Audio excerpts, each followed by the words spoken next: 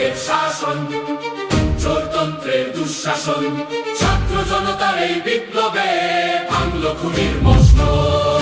১.৫ দশকের শাসন, চোরতন্ত্রের দুঃশাসন, ছাত্র জনতার এই বিপ্লবে ভাঙলো খুনির মসনদ। ভোট চুরি আর লুটপাটে কাটলো ১৫ বছর, দুর্নীতি আর অত্যাচারে দেশটা জড়জড়। ১.৫ দশকের শাসন, চোরতন্ত্রের দুঃশাসন, ছাত্র জনতার এই বিপ্লবে ভাঙলো খুনির মসনদ।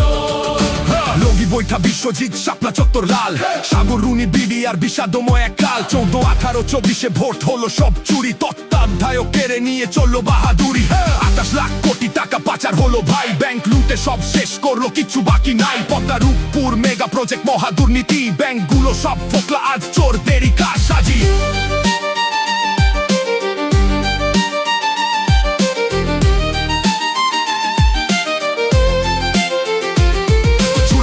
গণহত্যায় কাঁপলো হাসিনার গদি, রক্ত দিল ছাত্র জনতা, বাঁধ ভাঙা এক নদী। গদি ছেড়ে পালালো জালেম ২৪-এরই ঝড়ে, মুক্ত হলো সোনার বাংলা স্বৈরাচারের হাত থেকে।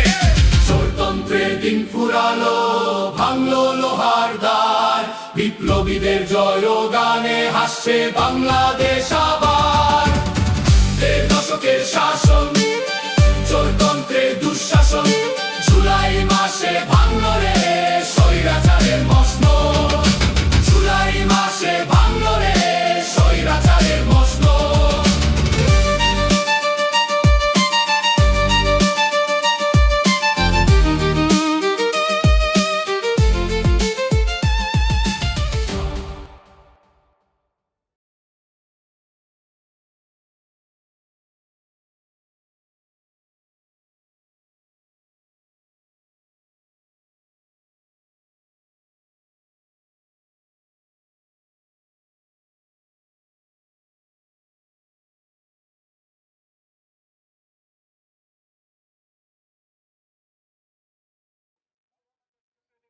তখন সংসদ ভবনের সামনে মানিক মিয়া অ্যাভিনিউয়ে আগুন জ্বলতে দেখা যায়। এক পর্যায়ে পুলিশ দিকে সরিয়ে দেয় বিক্ষোভকারীদের। তখন তারা থেমে থেমে ইট পাটকেল নিক্ষেপ করছিলেন। আরেকটি দলকে পুলিশ খামারবাড়ি মোড়ের দিকে সরিয়ে দেয়। আন্দোলনকারীদের দাবি, জুলাই আন্দোলনে তাদের অবদানের রাষ্ট্রীয় স্বীকৃতি, আইনি সুরক্ষা ও পুনর্বাসন বাস্তবায়ন করতে হবে।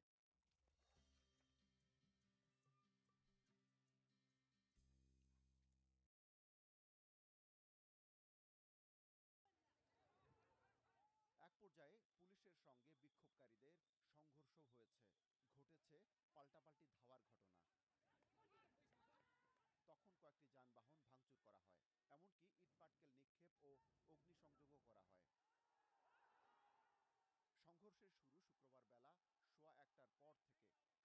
আন্দোলনকারীরা সংসদ ভবনের গেট টপকে সনদ স্বাক্ষর অনুষ্ঠানের মঞ্চের সামনে অবস্থান নেন।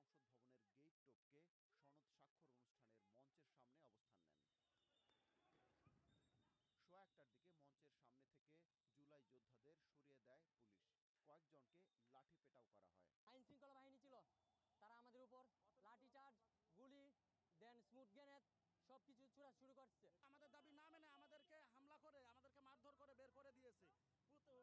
অধিকাংশ জুলাই যোদ্ধারা এরকম আহত হয়েছে।